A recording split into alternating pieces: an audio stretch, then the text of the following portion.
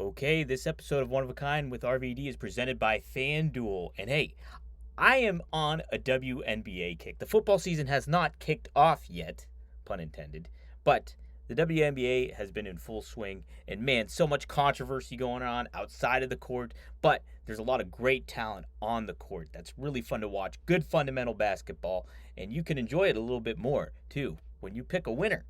I am going still with obviously the most popular team in the WNBA, the Indiana Fever. They are plus 1,000 to win it all. So you can get a pretty good deal on that team. If you like Caitlin Clark, you like Sophie Cunningham, you like Kelsey Mitchell, that's a good team to get behind and enjoy watching. So you can get them right now at plus 1,000 to win the whole thing on FanDuel.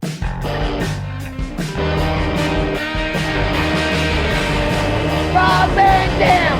Rob Van Dam! Rob Van Dam!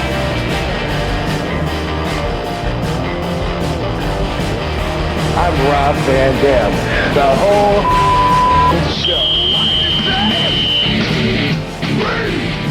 From Battle Creek, Michigan, weighing 230 pounds, Rob Van Dam. The whole effing show. Boom. How'd that work out for you, Dom? Perfect, huh? Yeah. I hope you do. I hope you enjoy. Yeah. I hope you all are enjoying this Thursday night, which is also known as Trash Night here at RVD. Devon. Hey. Trash. Oh, yeah, it's Kermit the Frog's voice. I forgot. Devon. For some reason. Yeah. Cool. Happy Thursday, everybody. Happy Thursday, y'all. How's everybody doing, huh? Thank you all for joining in live with us. Rob Van Dam. He is a WD Hall of Famer, if you weren't aware of this. And Yes, he's sir. also the most cherished ECW television champion of all time. How about that? Well, it depends on who's doing the cherishing, but yeah. I guess that's a fair point. But hello to Maddie. Maddie's in the house. We have Triple E in the house. We have Gem the Dawn. We have Candido Fan. Chris May. He dropped us $5 just for no reason at all. Thank you, Chris May. Whoa, that Chris May, he's okay. Chris May, you're okay. Hey.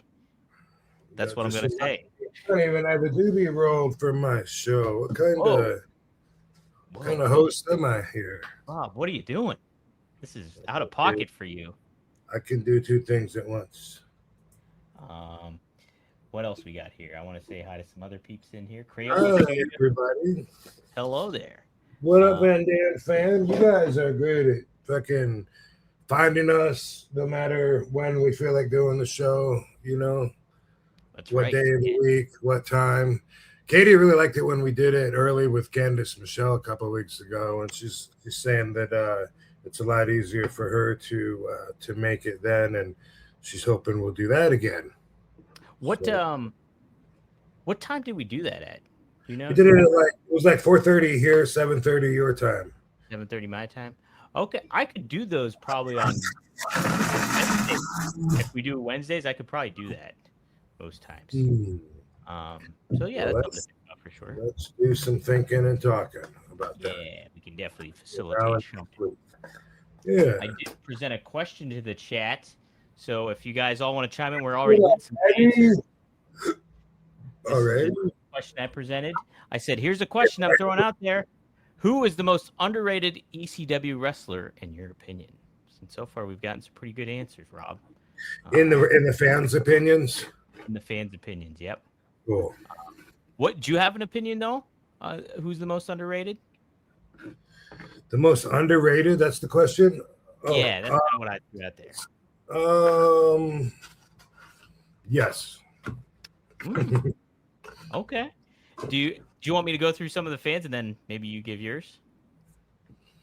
I have to identify what it is first. I just knew I had an opinion, so I just wanted to lay that claim down first and wait for it to develop. The most you gotta keep him underrated.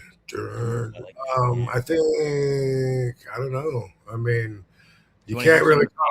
I mean, I think of the underdogs, you know, like Spike Dudley and Little Guido, and you can't really call them underrated, especially Spike. I think he got he was lucky to get all all the love and all the get as far and the praise as he did. I Yeah. mean, so were all of us. I don't mean that in a bad way. I just mean, I don't think they held back on what he could have achieved. I think like good for him. He was awesome to have done what he did. You know what? I'm cheating because I'm looking at my ECW poster with the Hal Haney RVD. That's a really cool fucking poster. And I don't know, is it Mike Awesome? Could you say he was underrated?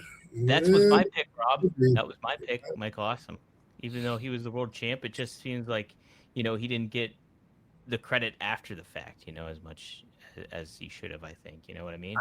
I think that's my answer too, man. I looking at everybody on there, and I think he identifies most with underrated because, yeah, like you said, he had the tools, the skills, the opportunity to be able to put it together and go down as legendary on a much wider scale than he really will. Mm-hmm. Yeah, and like you think about too when he left, what the ceiling was for him. Like when he signed with WCW, people were having high expectations of him outside of it, and like doing what he could do in WCW, maybe be a top name main eventer there, or like eventually too he was in WWE for a little bit with the Alliance. I think there was a very high ceiling for him there too. It's just never came to fruition and just misused greatly in WCW especially. So I think that was my pick too, Rob, was that one. But so a couple people here give a good one here. They say Jerry Lynn. Jerry Lynn is a name. Crayola Studios says if he had to pick one, it'd be Just Incredible, which I think that's a pretty good one too. Frankie Chorizo, he says Mikey Whipwreck is one that he thinks was another name. I'm looking at him on that poster too.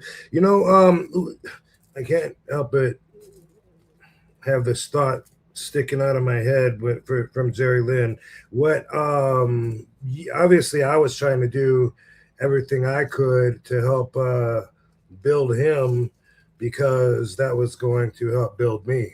This is the guy that I'm working with, and I wanted him to be seen with a lot more respect. And I thought he was, a really good wrestler, underestimated. But some of the feedback that I would get from the office, meaning Paul and or Sabu, was that he was like a lot of other guys that I either brought in or were trying to push because they were my friends, and they could have a great match with me, but then the next week when they're wrestling somebody else, not so much. That really, was interesting. Right. And I know Jerry probably didn't have any stinkers, you know what I mean? Because he's a damn good wrestler. And so I don't know specifically, what to say about any particular matches, but I would hear that. I'd hear that about him. And I don't know, probably I think Scotty Anton and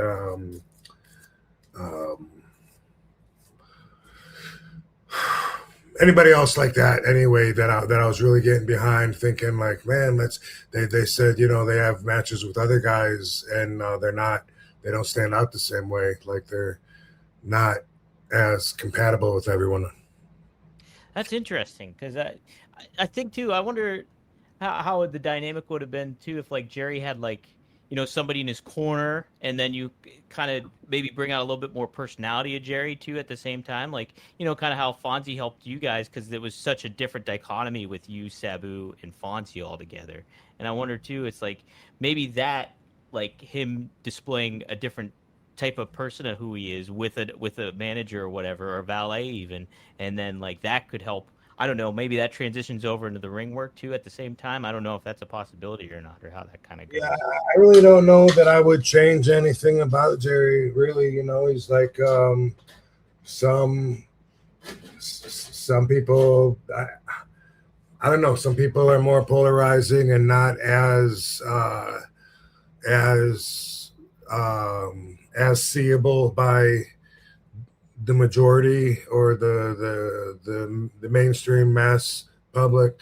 Um, I don't know. Maybe, characters always are a whole nother dimension. You know what I mean? There's wrestlers that really wouldn't have made it too far in wrestling if it wasn't for their characters. There's some wrestlers that aren't even that good at wrestlers, but they had a great character, still are. I mean, I don't want to start naming names, but there's definitely at least one on TV right now that's fucking crushing it. And you guys are all loving him, and everybody says, yeah, it's not so much about his wrestling, just a really cool character. Maybe, I mean, I don't know. I don't know that Jerry needed anything. When I was working with him, it wasn't like obviously I was in a higher position on the pecking order than him, but it wasn't like I was a veteran and he was beneath me or anything like that. Anytime when I was talking with him, he talked like he had at least as much experience as me. And he is a little bit older, a couple of years or something. So he might have even gotten in the business before me. I don't know. But that's a big maybe. Like maybe he could have done this or that. But I mean, I really liked the whole package that he was, really. I did too. I like the thing I think about when he would cut promos is he was like kind of like vicious and matter of fact, which I liked a lot, and which was different than you, obviously. So it was like seeing you guys go up against one another, like your styles were different, but also like deliberate and vicious in a lot of ways. But how he spoke when he did cut promos, I thought was like really deliberate and kind of like ruthless in a certain kind of manner, I thought. And I just think it too at the say, ooh, look at that. You just rolled that right now, Rob? Yep. Dang. Yep. Thank you very much. Smoke them if you got them. People that know Jerry personally, outside of the arena anyway, a lot of them know that one of his go-to hobbies, although it might be something you would never really expect, you can kind of see it. And I think maybe if they were going to do something with a character, maybe it would be a reflection of this affinity of his for like heavy death metal music.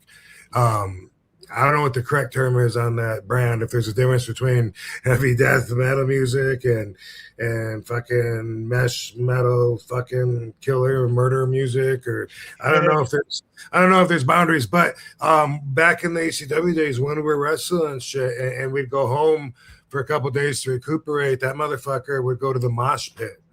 Wow, that's something he enjoyed doing. Yeah. See, that would have been a cool thing to kind of play off of or build off of a little bit, I think. I'm with you on that. I think that would have been a neat kind of spin. And you could do that in a heel or babyface manner, too, with him, I think. So, I don't know what it is. I could see him more goth-like, Yeah, looking cool. Big black makeup under his eyes. And, well, I don't know. I guess that's kind of like, now I'm picturing like Kenny Omega's face the more I try and make Jerry into a character. I don't know, but hopefully he's happy with the career he had, because we had some damn good matches. Good matches. Yeah. And Jerry is such like a pro and everything like that. He's so good at what he does. So, and he's got a great sense of humor too. Greg here says, "Are you saying that because I'm from Minnesota?" Minnesota, don't you know? Hmm? That's my Jerry Lynn. Oh, I'm from Minnesota. Hey, how was Minnesota, by the way? We didn't even talk about that. Yeah, it was really good. It was a good WrestleCon. I was there Friday, Saturday, Sunday. Got to meet a lot of fans, and of course, RVD's table stayed pretty busy, even when other tables were a little bit slower. That usually is the case. Got to see some cool people. My whole row would have been girls all the way down all the way down to Kyoto at the very end, the official border.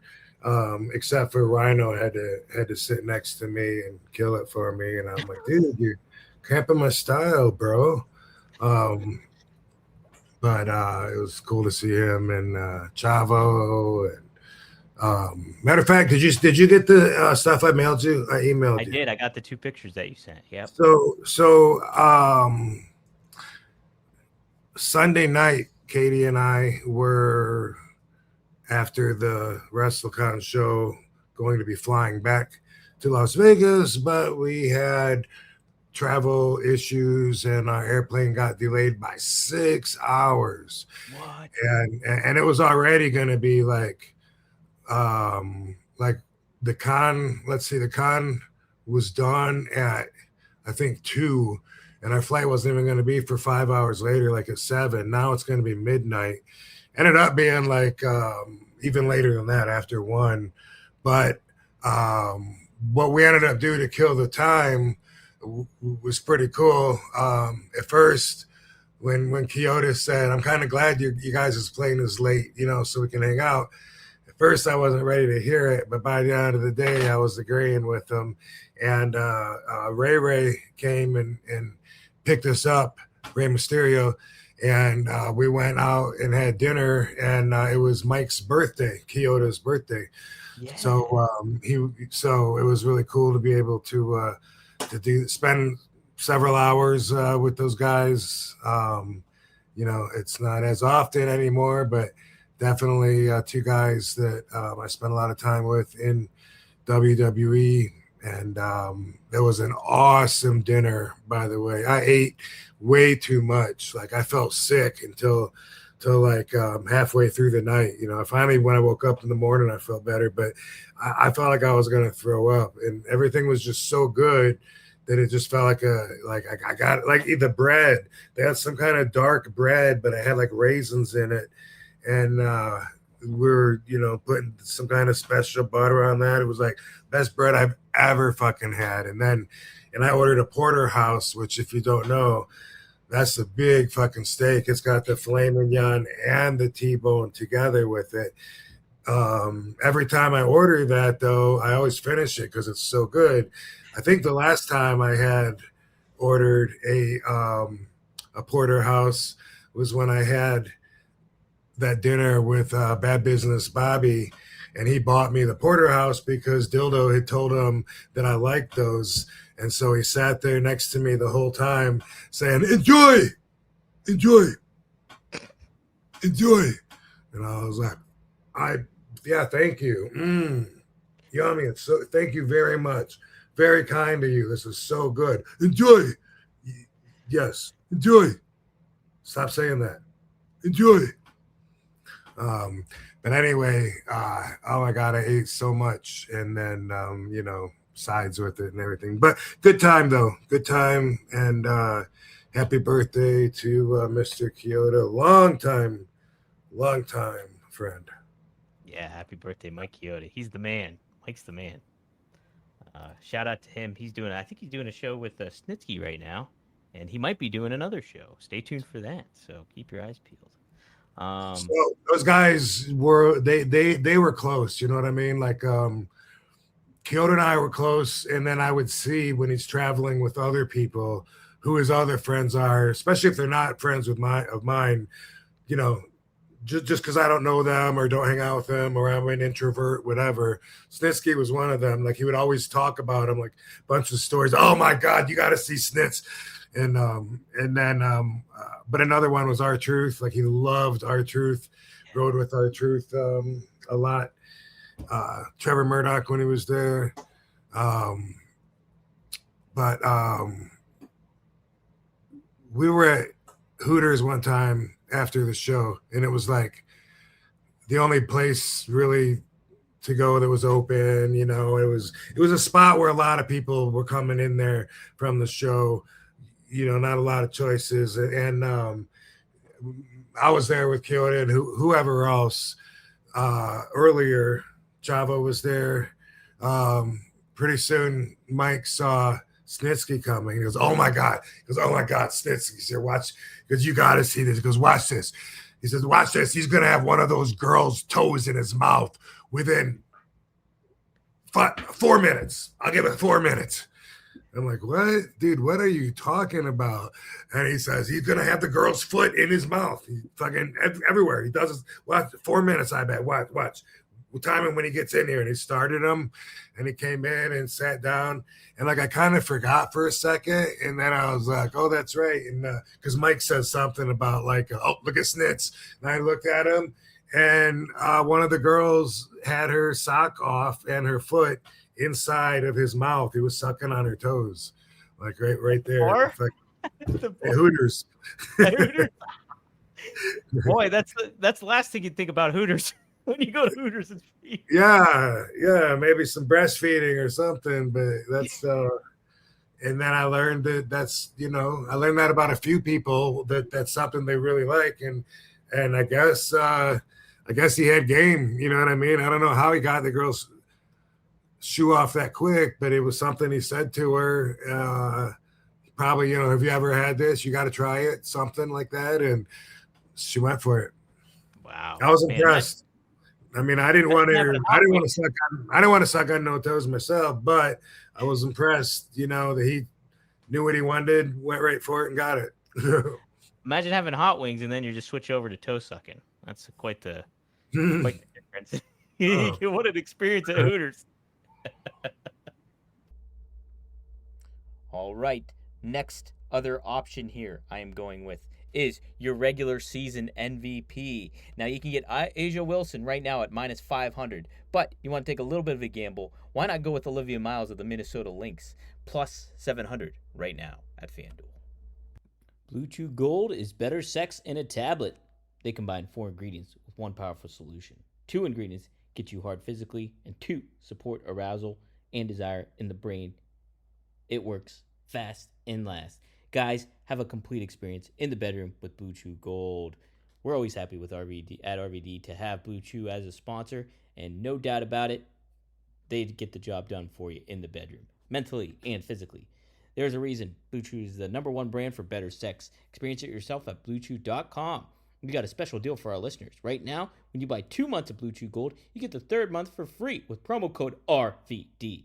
That's promo code RVD. You will also receive an additional 10% off plus free overnight shipping on your first order. Visit BlueChew.com for more details and important safety information. And hey, as always, we thank Blue Chew for sponsoring the pod and the bedroom. My goodness. That's fantastic. Maddie, he asks about Ray, follows up about Ray. Has RVD ever been to AAA wrestling and visit Ray down in Mexico? Well, you didn't need to visit Ray in Mexico, but he did run AAA a little bit. Yes, I did, and but it was TNA that booked me there. Oh yeah, yeah. So this was 2010-ish, and hey baby, 2010-ish, and I had been talking to, but avoiding some promoters in Mexico because the terror alert was really high with the cartel, and it was not sounding appealing. I was like, I'm good, if you want to, I'm thinking like, if they want to make a statement, decapitate a couple of American wrestlers. If you want to kidnap somebody and make some good ransom, maybe some wrestlers, from America or whatever. And I just thought, nah, but then TNA booked me there. And because I had this deal with TNA where I had 75 matches a year, they were at a certain price, obviously, for each match. And it was less than what I would have done a one-off with Mexico for, quite a bit less. So I was like, damn, TNA booked me there when I didn't even want to go there. And I got to work for like a third of what I would have charged them because it's spread out over 75 matches and it counts as, as the bookings that they have of me. But it was cool though. I was down there in Mexico City at it's a famous arena, but I can't remember what the name of it is right now. Mexico City Arena, whatever. It's the one, but anyway, like I've been told they don't flush their toilet there. Like they throw their toilet paper beside the toilet in a waste paper basket. And I'm sorry to say that was true. What? No. It smelled really. Oh no. Yeah. No paper is to be flushed. It smelled really gross. Smelled really bad. Yeah, and that's where I met Teddy Hart. Crazy. I was outside. Not in the shitter, did you? You didn't meet him in the shitter. No, outside. We were smoking a joint, and he was telling me like all this insane stuff. And I was just like, why is he telling me this? You know, like, does he?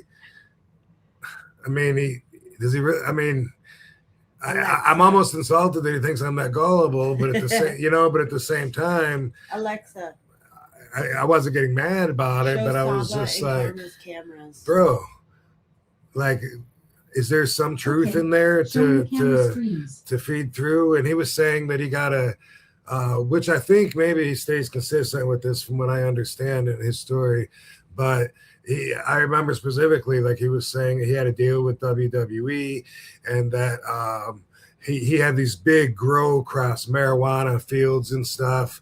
And they got busted. There was helicopters and big SWAT team coming down with ladders. And because of that, that Johnny had to let him go and still paid him the 7 digits. The 7-digit contract that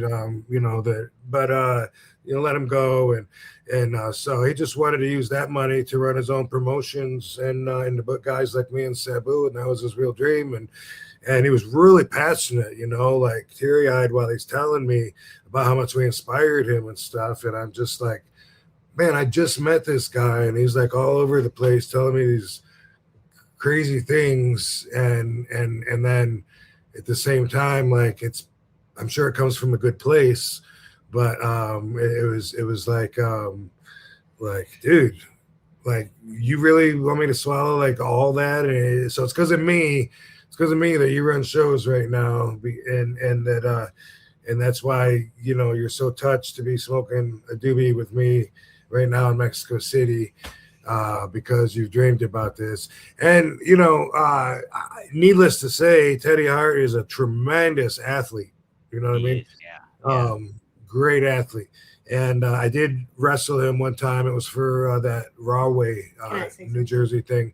And I wasn't feeling that good. I'm sure he was disappointed if that was one of his dream matches.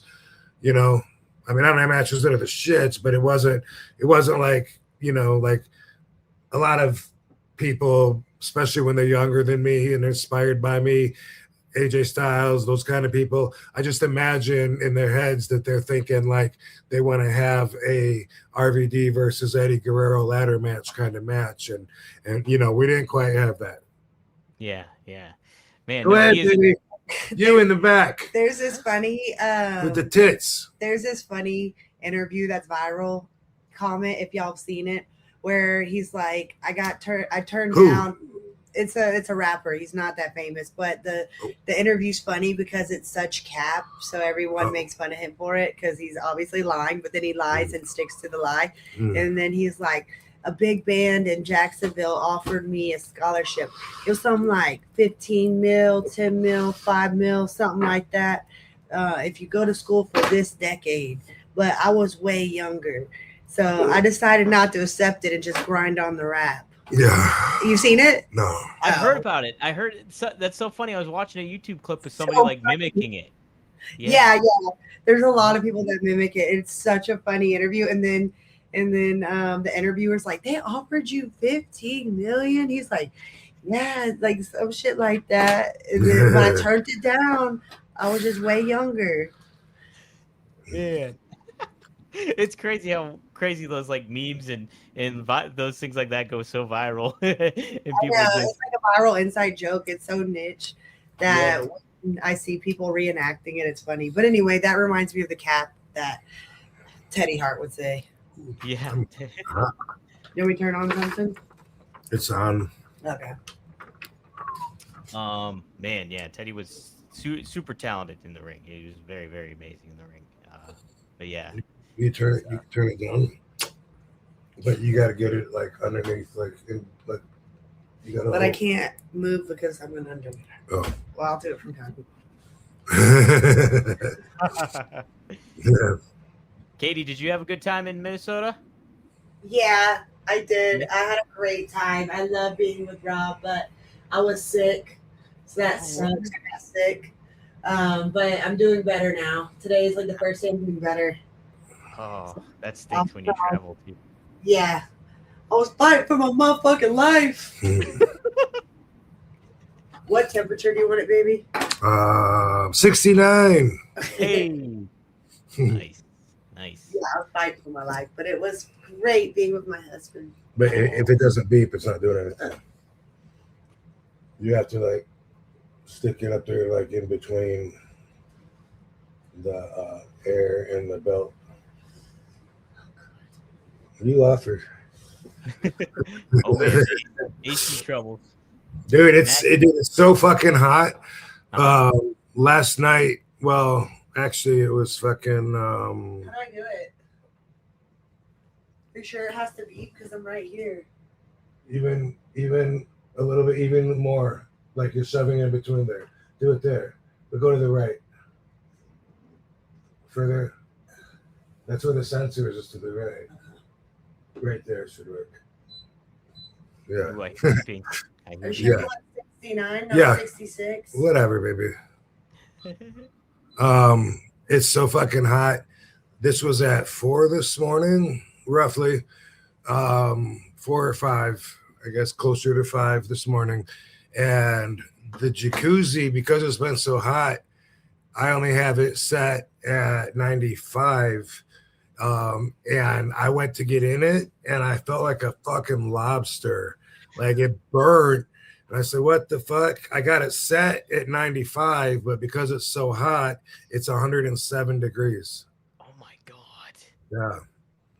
Holy 12 crap. degrees over what I have it set at. So I turned it down to 90, and I'm going to test it tonight and see if. That is so funny how you put the gloves on RVD and then you found something to do with that punching bag. Rob is so creative. Y'all know that about him in the ring, but when it comes to decorating his room, he is so fun. Like he does just little tiny details that are really funny.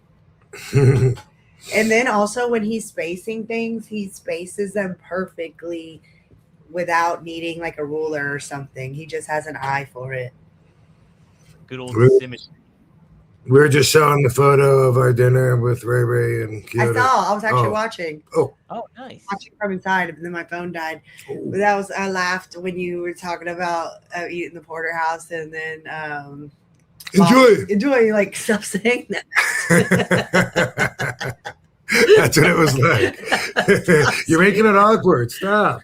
All right, yeah, I'm enjoying it. All right, it's fine. No, You had one, but you had a porterhouse at the casino in Spokane. I did? Yeah, because that was the first time I saw a porterhouse to know what it was. That's why I know you did. Was that when we were sick, though? Or were we? No, I don't think. No, Did I eat it? Did I eat it? Yeah, you ate it. Oh. Remember, I had the seafood shower, but I didn't like it because it was cold. Don't you ever bust me in my lies in front of my fans. Never. Don't ever do that. Because that's the only way I knew what a porterhouse was. So this is the second time I've seen you eat one. And he always finishes it. But yeah, he was eating so much at that dinner with Ray Ray. I hurt. Kept eating bread. Every time I looked at him, he had another piece of bread in his mouth. That was the best bread ever. I couldn't stop. Dang it. Fuck pancakes. Oh, Fuck pancakes. I just want that raisin bread. I have more pictures from that night. Oh. I saw the one you posted, but there's another one too. I was going to see if you had any pictures just from the weekend that we could show. Like, we should start doing that more, you know? Oh, yeah. Mm-hmm. I think the fans would enjoy it. Oh, yeah. Enjoy it. Enjoy it. Except for the ones that are just listening. Ooh, that's a good one. Yeah.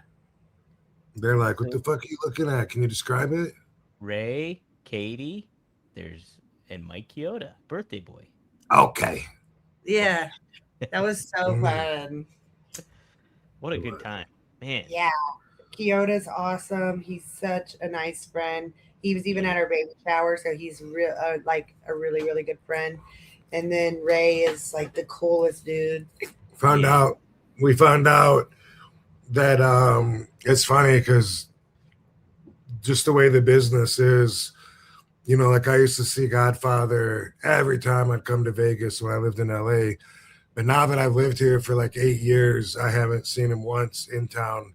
I never go over to his place or whatever. I always plan on it, you know, but just and I only see him at conventions and shit. So likewise, we were talking to Ray and found out he is 7 minutes from our house. His house. What?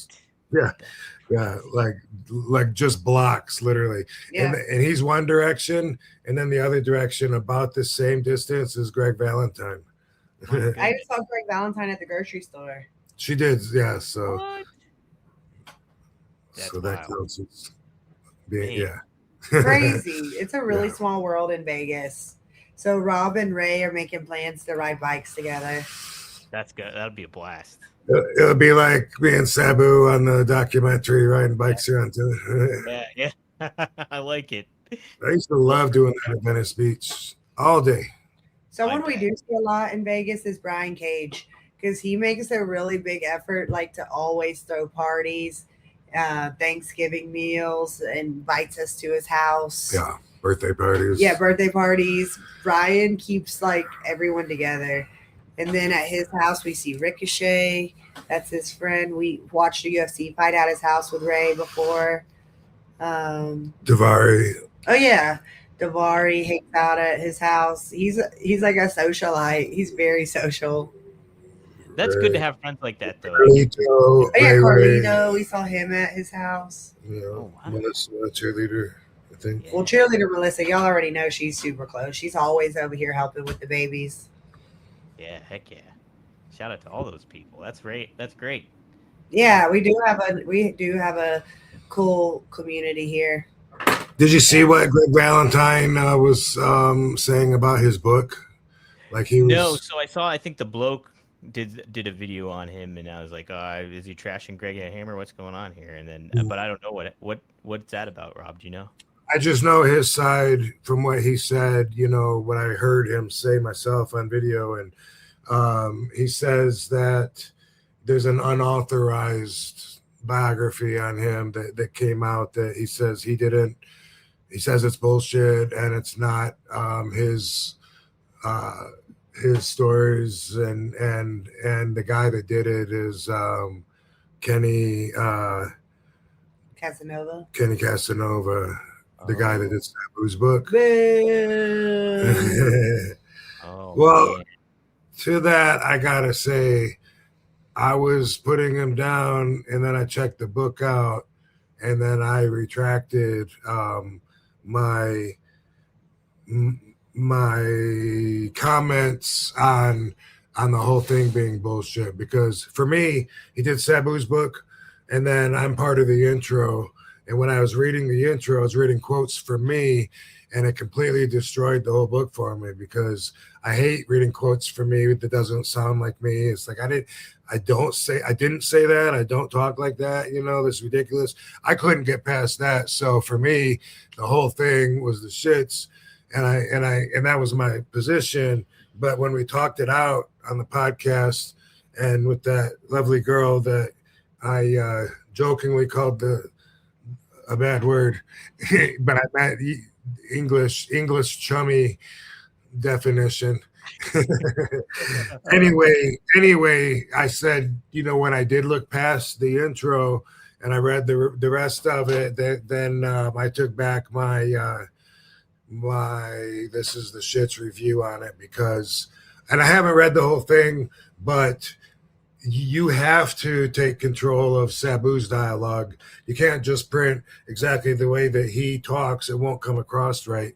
And that's also a creative decision that's part of writing. And a lot of people that I know don't care about the particulars like that. And for me, it's just I'm real picky about it whenever there's a quote and I'm like, you made me sound like a douche. Like, I don't even speak like that. Like, I just hate that, you know. But anyway, but I'm just saying that because I went on air, and if you missed it, I took back my thumbs down, and I gave Kenny a thumbs up. I just didn't like the opening with me, and I haven't read the rest of it. But from skimming through it and reading what I did and this and that, I think it's likely that he did a good job on it. Now Greg Valentine mentions the guy's name, and unfortunately, it's not in a good way again. Oh man, yeah. Well, that's the thing too. Is like if you ever get like a ghostwriter for a biography or something, you want to make sure they convey it in the right voice, because that's such a key component to having a good biography. A lot of ways is like when I read the Terry Funk book, I like could envision, and he had Scott Williams write it for him, but like I could envision Terry saying almost all that stuff, Yeah. and like you want somebody that knows how to convey your voice and obviously tell the accurate stories that you relate to them and stuff as well. So. Yeah. Oh, okay, baby. Love you. Say bye, Katie Forbes. That's a wrap. Bye, y'all. Bye, Just Katie. I like the shirt. thanks. RVD Good Vibrations. I got it on ProWrestlingTees.com. Hey, damn good. Yeah. Yeah. I have to go lay down because my little bosses will have me up in a few hours. Saying, "Mommy, feed me. They're slave Feed drivers. me more. Feed me more." Love you. Love you. Y'all have fun. See ya. I was just gonna say, Sabu literally made my grammar worse just from just from hanging out with him and talking with him. Like I used to speak in more proper grammar, I used to say like it doesn't matter, but after being around Sabu, that changed to it don't matter. Yeah. It's not grammatically correct, but that's the way that Sabu would speak. And from being around him, but I know when I'm saying it though, like I have like something goes off in my head that says you chose to say it that way. But it seems more natural just from talking to him a lot. But so when you write his book, you would have to change a lot of stuff because he sometimes talked kind of like a caveman. And I don't think that would come across that good in written dialogue, like some would, some wouldn't. I've had people record me talking, and then when they played it back, or no, they wrote it and gave it back to me, like it didn't sound anything like me at all, and I hated it. Yeah. And I told them, and they were like, "Well, don't panic. We wanted to find out what your style was. Let us try it one more time, and we'll do it different." And then they did it where it was exactly what I said, except they might have taken out a little stuttering, maybe made me sound, if anything, even a little bit better. And I was like, "Boom! This is what it has to be." A lot of people who are the subject of books aren't going to care like I do, Yeah. Apparently Greg Valentine does, though. I don't know, though. I mean, it sounds like if it was unauthorized, it sounds like Greg has no means of getting paid from it or anything. And I really don't know the details. I just saw a very little bit of him talking online. Yeah, I'll have to check that out, and get some details more about that, because that's I did catch wind of something going on with Greg Valentine, but I wasn't sure what it was because I didn't want to watch the Blokes clip. But there's always another side to the story, though. I'm curious what Kenny's is and what the status is of that. Yeah. If anybody knows, let us know in the chat. But we do got some super chats. Maddie did chime in about Perry Saturn. Apparently, he said Perry Saturn said RVD was the toughest and the coolest. So Perry's awesome. I love seeing him do so well on his podcast too.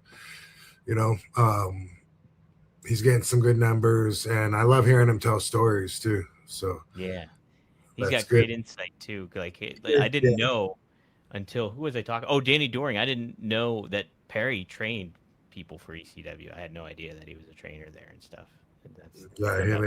Him and Taz were were always down there at the school. Yeah. Danny's told the story too, where Taz somebody through a drywall. One of the trainees tried to shoot on him, and he threw him through a drywall. So that's pretty funny too. We should get Perry on. I can't remember what I wanted to ask him. I had something that. Yeah, we should. He'd be a good one for sure. And he got trained. He got trained by Killer Kowalski also. Whoa, did he? Wow. Mm-hmm. Small world. That's crazy. Who also trained Frankie Kazarian. And I visited his school and was planning on saving up money and coming back to attend as a student when I met the Sheik. Yeah. And they're good. They're it started. Cool. Akos, thanks for the $5. He said, "How did you know when to go with the flow with creative, and how did you know when to put down your foot and say no or change something?" Yeah, how'd you get a gauge for that, Rob? Just priorities. There's no telling if I was right or wrong. I could have been wrong in making some of those decisions. I might have put my foot down at times that might have really put my path or my career in a different direction, than it would have went. I could have also let some stuff slide that maybe I should have put my foot down. I mean, hypotheticals are just that, but it's just priorities. You know what I mean? Like for me, like I knew what was going to be. I knew my priorities, and that's part of RVDology 101. I always say you need to know your own priorities, and then it makes things easier. It tells you a lot more about yourself, about why you make decisions that you do. If there's any confusion, some people get married, but if they're being honest to themselves, that marriage and that relationship with their wife isn't the number one most important thing to that person. It could be way down the list. It could be his time with his buddies might be more important to him. His job might be more important to him. The kids might be more important to him. It could be like way down the line or whatever. And if you just admit it to yourself and you're honest with yourself, sometimes it makes things a lot easier. So for me, I knew when I got married that was always going to be my number one, no matter what. So if there was anything that jeopardized that, then I was like, nope, I'm not going to do that. And with wrestling, it could be like a love angle. It could be a stripper wanting to go home with me, at nighttime. It could be fucking letting the evil ex go to college for 3 months while we were fighting and not getting along, so she could try to pick up some kind of skills since she didn't know how to do anything, and anything that was going to be counterproductive in the relationship was just a no-go. It was like, nah, that's I'm not for that. And that made it easy. So I didn't ever wonder, like, if I have to choose between the job and my marriage, or it wasn't because I had my priorities as a young adult, and I knew that it made it easier, and it gave me the security to know and feel like I was making the right decisions when something was questionable. Like in 2007 when I left WWE, I was burnt out. The monotony was killing me. I felt like I was drowning, and I really felt like if I re-signed, I probably won't survive till the end of it. All my friends were dying left and right, and it just seemed like the business, the being busy, not resting, just everything was like trying to shove itself down my throat at the same time and making it really hard to breathe. And And I remember then thinking like, ugh, like, can I just walk away? Like I've been under contract for fucking so many years. For most of my career, I have contracts, and here I am saying, keep your contract. And I'm just going to take a leap of faith into the unknown. That one wasn't easy to do. And I did a lot of inside searching. A lot of it had to do with my priorities, though. A lot of it priorities and getting in touch with and strengthening my spiritual self, because my spirit was ill. I had the body, I had the physical self, my mind was sound, but my spirit was ill, and I recognized that, and I worked on that and worked on connecting my spirit with the universe, and it guides the path, and everything helped make me make the right decisions on what that path would be. So priorities is a lot of it. If you question some things, then just know that only you really have the answer on which one is more important to you. Yeah. What about when it came to like super duper, like maybe it didn't have anything pertaining with like, your relationship status or anything like that, but when it came to creative, like I remember like that, like you got like tied up by Kane or something weird and all that kind of stuff. Like how did you kind of delineate that, I guess, in your mind, where I was like, this is not good for me, RVD as a persona, like in comparison to I like, hated that. It was the whole thing was just a negative experience. Trying to sell that I was getting burnt, and Bruce Pritchard telling me my acting is the shits. And that's what I was doing, was just looking at it like, okay, this is a little acting part, please, let's get it right one take. Like I'm just begging for him to say, okay, we got it. Instead of saying, let's do it again. That one sucked, because I was just like hating it more and more every time. But it's not always about relationships, it was like that one. There was, what am I going to do? Put my foot down and say, no, I refuse to do it just because it sucks, Right. Yeah.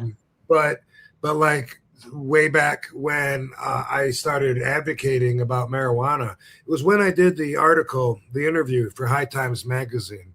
So I think this is 98. It might be 99. I remember Tracy Smothers saying, man, you don't do this, man. Like just, enjoy your weed. Just, go off in the corner, like where you're not bothering anybody. You're putting a big target on your back by doing this, and I was like, damn, that would suck. I'm not trying to do that. And he would say, you're going to be stopped every time you go through the airport security. They're going to be looking for you, know that you got weed. If you do this, man, you need to just be quiet about it, kayfabe. And I was like, but you know what? People need to know. Like, people need to know that the reason marijuana is prohibited is all lies. Like, people think that marijuana is bad for you, and it actually is going to extend their life expectancy if they use it with a healthy lifestyle. And they need to know that. They think the cigarettes are cool and that the marijuana is poison, and they got it backwards. And for me, I felt like that was more important to me than if I get busted or somebody gives me shit because I have an unpopular belief. I was like, no, fuck that. Like, people don't know. They just assume because they say it's the number one most dangerous drug. They don't want to think past that, But you tell them, like, hey, by the way, no one's ever died from smoking it. It doesn't produce enough toxicity to even come anywhere near fatality. It's basically safe for most people unless they have some pre-existing conditions, which is true with anything, Right, They didn't want to know that. It's, they just like all the people that they for years and years shamed the THC and the weed. Now they're okay with having edibles before they go to bed, gummies, because now the government tells them, and that's what they go by.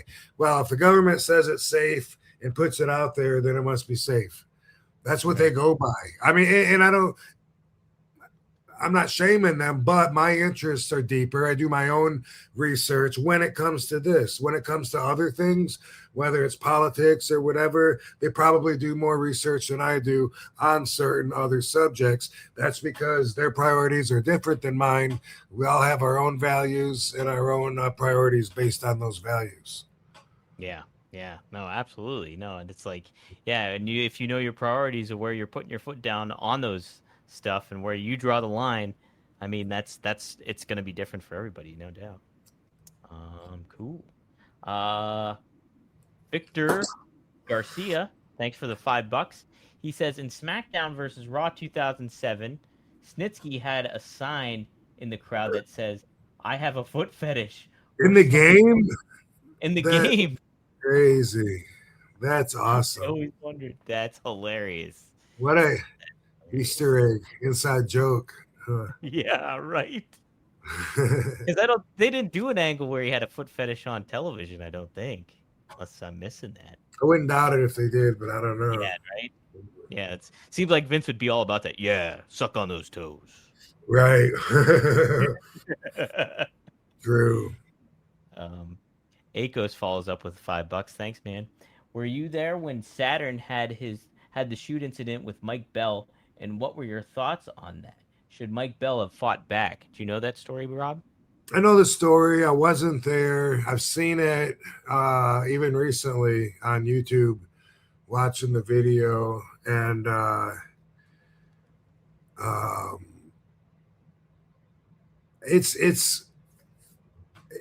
it's not as, in my opinion, as extreme as people make it out to be. In my opinion, I think. If I remember right, I think Mike Bell goes to hip toss Perry Saturn, and it's not like a clean, it's like a halfway hip toss, and then maybe drops him on his side, something little like that.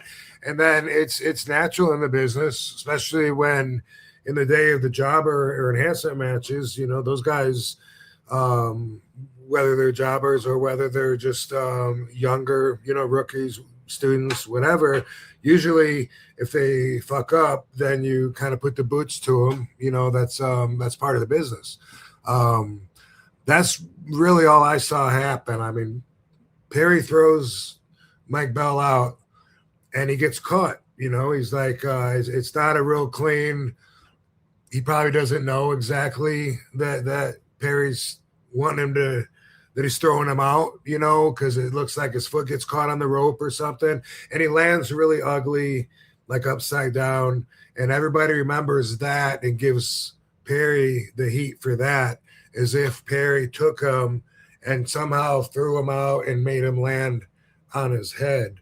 But really, that's not really the way it works. You know what I mean? There's a whole 3 ropes in between being in the ring and getting thrown out. And so if you catch that rope and use it to swing your momentum and use the centrifugal force to go from going that way to going down, you hope for the best. And it was a mistake, a mishap.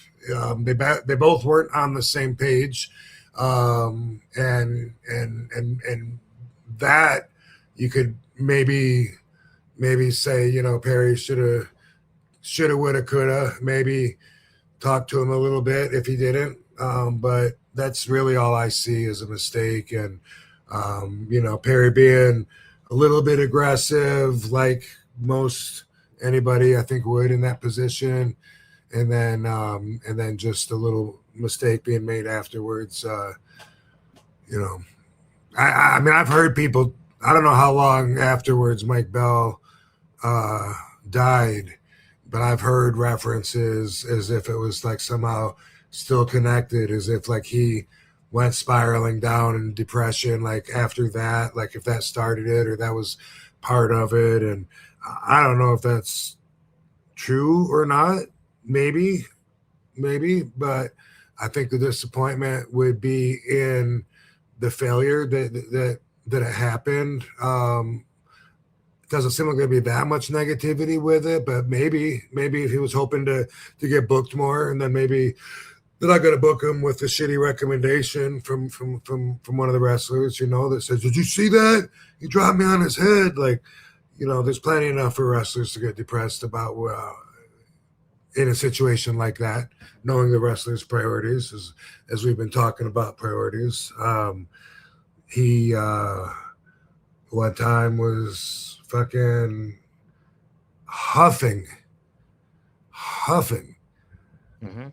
paint cans, glue, some shit like that, and fucking put himself down. Wow, my gosh, Yeah. holy smokes! Yeah. Yeah, I was just reading about it on Pro Wrestling Stories. They had that article on it, and it said like you were saying, like that Perry took a awkward hip toss, and then he started laying in on Mike Bell a little bit, and you had him upside down, like you were saying, and then he went to he hit him with a brain buster. Perry hit him with a brain buster and went for the cover to end it, but then Mike still kicked out at 2, Oh. apparently, and kept it going. And then Perry ended up like finishing him off with like a super kick or something like that. And so, Mm. yeah, it seemed like it was a pretty awkward incident kind of thing, kind of matchup, and yeah, just priorities were different for those two on that one. Yeah. So. Yeah. It should be something, that you just should be able to say, "Damn it," and then just put go to bed, call it a night. You should be able to just, put on the boots again the next day and go out there and just learn from it and don't let it happen again. It should be just something like that. There's so much pressure when you're in that position to not fuck up. And especially if you're wanting a job, which I'm sure he probably was. But he put so much pressure on himself anyway. I mean, if you remember seeing him in Bigger, Stronger, Faster, you remember that movie, right? I watched it. Yeah, it was a long time ago when I watched it, but I remember it like being like pretty captivating for sure. Yeah. So that's Mike's movie making brother Chris that made that movie, and Mike's in it. And he was talking about suicide like way back then, saying that if he can't make it as a pro wrestling star, like he'd rather die, something to that effect. I don't remember exactly right now. If I thought about it for a few seconds, the scene would probably clear up to me. But I just remember like that was like a real downer for the movie, like him saying that. Just like, bro, like your priorities, could use some adjusting to be a little healthier. Absolutely, right? Man. I know you can't. That's the thing too. Is like anything, especially in sports or anything with athleticism too. You can't rely on that to be your one and only thing, because if you do, you're going to be let down more often than not, and at some point or another, that's not going to last. So you have to find solace in something else, or again, priorities, right? So it's all about priorities, yeah, and knowing your own. If you take time to know your own, which is an RVDology exercise, like one of the first ones that I came up with, just writing down and getting to know yourself, and then you'll see that you stand behind qualities that you're proud of more, because you never really had this talk with yourself before. But you know what? That's something that's really important to me. That's cool. I'm glad that that's important to me, that I feel that good. Whether it could be anything, could be something you like. It could be like looking at birds. It could be something you want to stand for, like, vigilantes against pedophiles. That's really going out there. But I'm just saying, like, I wouldn't be surprised if that made a lot of people's priority list. You know what I mean? Man, there's more and more of those guys out there than I ever knew, but that shows up on my feed. That dude, the guy that was with Roger Jackson, Doug Milo. Oh, Doug Malo? Doug Milo, yeah, he does a show, or maybe a couple of them, but where they set up these predators, then go and bust them and stuff. And it's like, they're like so like, and they could be like in a range of age from younger to old men to, you know, just young 20, anything in between. It's so weird. And then they act like when they're being questioned, they're like, yeah, you came here to fuck a 15-year-old, didn't you?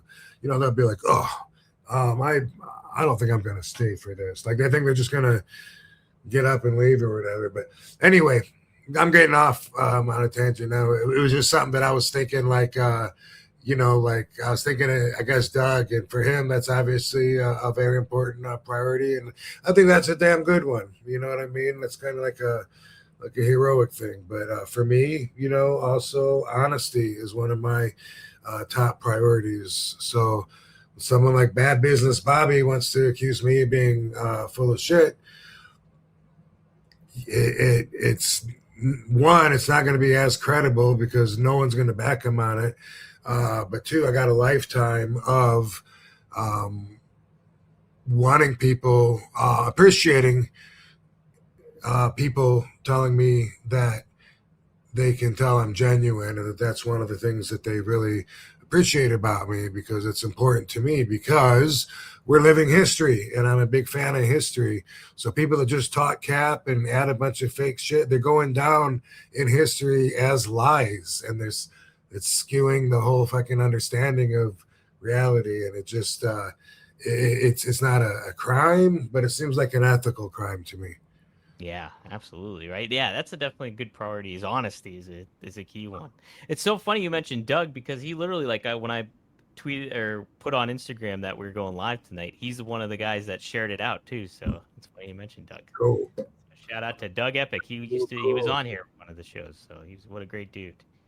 Yeah, I saw him briefly in passing. I think it was WrestleMania weekend, and he was talking to somebody, and I walked by him at the casino, but like I didn't say anything. So I want to give him a shout out at some point. Hopefully, I get to run into him again. yeah. He was at a big time wrestling show that I wrestled at when with Kirk White's San Jose promotion. They did something here in 6-man tag match or something. Yeah. Oh man, we're hitting those dog days of summer, and you know what? You still want to look good. August is here. You know, football season's gonna be back. I'm in the gym. I'm working out. I'm trying to feel good. I'm riding my bike all over the dang place too. Remind you that. Hey, and what I found out is you need a good pair of jeans if you're doing all that kind of stuff. Whether you're going out on a date, doing an audition, biking around, at work, you want that comfort, you want that stretchability, and you want to know that those jeans aren't going to rip or make you fall off your bike. Seriously, I had a pair of jeans. I tried looping around on my bike. I almost duffed it big time. Well, guess what? Guess where that doesn't happen? With the Perfect Jean. And you can do that too right now. I tell you what, the Perfect Jean, this is not a lie. I say this every time I do this ad read, is the Perfect Jean is legitimately my favorite pair of jeans I've ever owned. They last forever. You buy a pair of Levi's, the crotch rips. You buy any pair other than the Perfect Jean, the crotch rips. This one doesn't. For a long, long time. You seriously have to wear these jeans out. I wore a pair of Perfect Jeans out, and it was over the course of like a year and a half. So they last forever. They will definitely be your favorite pair that you have ever worn. I can guarantee you that. And we have a special deal for our listeners here at One of a Kind with RVD. That's right. Our listeners get 15% off their first order plus free shipping at theperfectjean.nyc or Google The Perfect Jean and use code VANDAM15. That's VANDAM15 for 15% off. Do it. You're going to feel great. You're going to feel good. And you will enjoy The Perfect Jean. Very perfect. Did you also get you got the other picture of Dory, right? That I sent you? Yes, I did. Yes. Let's talk about that. So yeah, obviously Dory Funk passed away. It was yesterday, right? Yeah, it was yesterday, I think. And 85 years old. Man, what a run. That's like, and obviously you had that amazing match with him too in 1998, but and you learned a lot from him too. So yeah, why don't you talk about Dory? Yeah, so I met Dory in 93 when I went to All Japan in February for my first tour. And Dory was the guy that would work out with the young boys in the daytime in the ring. And he also was a booker. Him and Johnny Ace both booked talent. And either one of them could call me to rebook me after the first tour. But he was always there and very instrumental in teachings. You know, he taught us how to eat and you know, outside of the hotel restaurant or whatever. There was a Chinese restaurant that he took us to and taught us what gyozan are, which are little dumplings, and getting the fried rice with peas and carrots and all this. And he taught us how to order it, how to eat it. And so at least we had one place that, you know, we could go when we were young and new, right there close to the hotel, and we could eat. So that became one of the only places I ate at. One time in All Japan, Baba, who was the boss, wanted me to conform my body slam bumps. And so in a situation like that, he would go through Dory. He had Dory tell me that when I land from the body slam, I'm not landing flat and distributing my weight, and so it's gonna catch up, and it's gonna hurt me if my heels or my ass lands first, and then I fall back or whatever. And so you know, I remember him like slamming me a few times, and him saying, well, one thing that stuck out in my mind, he says, well, it's not something that you fix instantly. You just work towards it. Like every night when you're working, you know, just be thinking about it. You'll have it down in no time. That was a Doryism, like something that I would take with me throughout my whole career. Another one, I was hungover and feeling sick to my stomach, partied too much, and we're in the daytime in the arena getting ready for a show. And I remember telling Dory, like, oh, I think I'm going to throw up. You know what I mean? Like, I might have to stick my finger down my throat and just make it happen and get past that point. And Dory said, yeah, he said, you know, I think you'll find that usually by the time it's time for us to go do our job, we're usually able to do it. You know, no matter what's bothering us or how we feel, we're usually to suck it up and get everything together by bell time. And I was like, how could that be like universally a correct statement, regardless of all the factors on whether I got a broken femur or whether you know, I got the flu or jet lag, whatever. But I didn't take it to mean anything to pick apart like that. I took it to mean, you know what? That is some great, like, old school bro knowledge, wrestling old school knowledge. And again, it was something I kept from my whole career. And it always seemed to be right. You know, like I always say, you're advertised on a poster a month, maybe 2 months ahead of time. People buy a ticket to come and see you. You're their favorite. They love seeing your moves on TV. They don't want you to say, oh, I'm tired. I didn't, you know, or I got a cold. I can't breathe. My sinuses are stuffed up. So I'm going to take it easy tonight. Fuck no. They bought tickets to see the you that you're advertising, that you're putting out there. And you know what? Dory was right. Usually when it's time, you can get to that point and we're able to produce and to give them what we want to give them. So a couple of great pieces of advice from Dory. I've always remained close to him. One time, Johnny Ace had heat because Baba, check this out. Here's some political bullshit. Baba didn't like the way that Dory was doing hip toss. You know, he gets in there and hooks the arm, old school style, and does it, you know, like hook arm to arm over the hip, as opposed to going in deep under the armpit. Anyway, Baba told Johnny Ace to tell Dory Jr. that he was doing the hip toss wrong. And a lot of people said that was a test to see if Johnny would stoop so low or if he would say, who am I to fucking tell Dory that he's doing anything wrong? He's fucking Dory Funk Jr., you know? Yeah. Well, Johnny did it. He went over there and was, put it in here, like, you're going like that, like elbow to elbow, but you put it in there, you go underneath it. And Johnny had heat with all the hoods for that. Like, I remember the rest of the day, the hoods were so pissed. They were seething. They were like, oh, motherfucker, I can't believe he fucking did that. I can't believe he got stooped so fucking low. What a scumbag motherfucker he was. And they were pissed at Johnny for saying, sure, no problem, Baba. Dory, let me show you what you're doing wrong. Because everyone had so much respect for Dory, they couldn't believe that Johnny would step in there and try to act like he was teaching him something, So anyway, there's a few stories there, but I got so many because we've always hung out with Dory for years, gone to their house.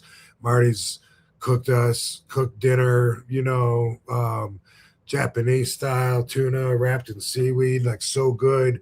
They always taught me and everybody a lot about the culture of Japan, which they love Japan. I know for a while there, Dory had what I'm pretty sure was Alzheimer's, but I mean, there's always a chance that I could be wrong, but I think it was. But what's the other one? Dementia? Yeah, thank you. So I don't want to put the wrong words out there, but for the last maybe like 2 years, I've been talking to Marty, and she was saying good days and bad days, and I saw Dory at first on one that wasn't so good, and then I saw him on a great day where it seemed like he was not changed at all. Last time I saw him, he was happy to see us. Nothing but good memories for Dory. I could and maybe will have a whole show just talking about all the things all the things I got of Dory in my memory banks. Yeah. Man, yeah, what a legend he is too, and it's so neat because like he's arguably like you could make a strong argument he's the greatest NWA champion of all time, and like he held it for like 1,500 days, and like he just like epitomized like old school wrestling and that mentality, and like then you look about it like how he's influenced you. But then he's trained other people too, like Kurt Angle gave him such huge credit, like getting his start and being in his corner and everything. And then Edge, Christian, I believe there's another name too, but there's so many names out there that ran in and worked with Dory Funk Jr. And there's been a huge outpour, obviously, on social media for what he's meant to the business. And it's kind of, in certain ways, it's unfortunate that like he gets kind of overshadowed. I love Terry Funk. Terry's one of my all-time favorite wrestlers. In the modern day, he kind of gets overlooked at because like no people are too. He's such an old school. He got started like in the early mid '60s and became that champion in like '69 and stuff like that. And a lot of his matches aren't necessarily taped and on air in a lot of ways. So it's just like he doesn't get the credit he rightfully deserves. But you see about how much he influenced the business, and like there's so many people that wouldn't be where they are today without Dory Funk Jr. So yeah, I watched him when I was a kid when he did the WWE run. It was Terry Funk and Dory Funk Jr., and then they had Jimmy Jack Funk, which Art Barr I think was Jimmy Jack Funk, if I'm not mistaken. I'll look that up. Yeah, you can see us working right there. What's crazy is I think Dory was like 50 there, and it's crazy to think I'm 55 because I remember thinking like man, this dude's like he's up there, he's old. Like, should I do my dive out on him? Fuck no, but I'm going to. But it says 50 years of funk. What was that? Is that Terry's That was birthday? Or Terry Funk's retirement, Matt. you talking? Yeah, Oh, 1990, his okay. initial retirement, Matt. So Yeah, what year does it say? What year? that was 1998, Rob, I believe. Alexa, how old was Dory Funk Jr. in 1998? Dory Funk Jr. was 57 years old in 1998. Okay, 2 years older than I am now. Wow, that's crazy. And I'm sorry, Rob, it's 1997. November 9th, 1997 is when this happened. Okay, So so then does that make him a year older or a year younger? 56, or yeah, he probably was either 56 or maybe 55, maybe. Yeah, so that's crazy. They're not kidding when they say like 70's the new 50 or whatever. Yeah. It's crazy. Yeah, I remember like in Japan when we were taking the bus, Dory usually didn't ride our bus, but one time, well, a couple times he did. It was usually the very last show, heading from the big show at the Tokyo Budokan and then going to the Narita Airport Hotel, and Dory would ride with us on that. And I remember like we would have to stop because he would have to pee every so many exits, and we were like, come on, Dory, we're trying to get there. Like people would give him an extra hard time ribbing him, you know what I mean? Because it's just funny to rib him because he'd be like, oh, okay, I won't be long, and he would laugh too. But he was so nice. But I remember that he had to pee because he was like, in his 50s or whatever. And here I am, 55, just realizing I'm old enough to go to a retirement community. I didn't even realize that till talking to Vicky a couple of weeks ago. Lisa, you know what I mean? Lisa. Victoria? Yeah, she was talking about her living situation. I was joking, and I was like, just trying to sound like I had some knowledge about it, and I'm like, but you got to wait till you're 55 to move into a retirement community. And she looked at me and she's like, oh, Rob, I am 55. And I was like, oh my God, so am I. Holy shit.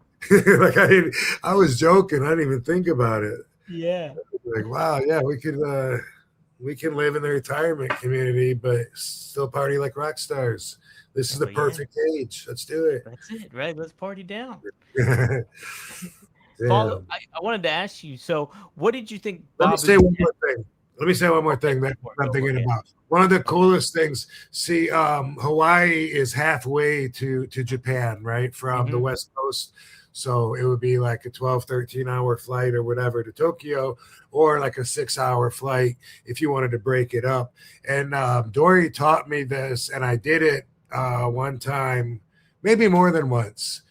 I thought Dory did it with me, but I just remember hanging around Dr. Death, Steve Williams, when I did this. But anyway, leaving Japan at the end of a tour, because they're like a day ahead of us, you could leave Tokyo, stop in Hawaii, and then have a 6-hour layover where you could rent a car, go up to Hanama Bay and go snorkeling and float around and shit, go back to the airport, and then fly home and get to the United States like at the same time that you left fucking Japan.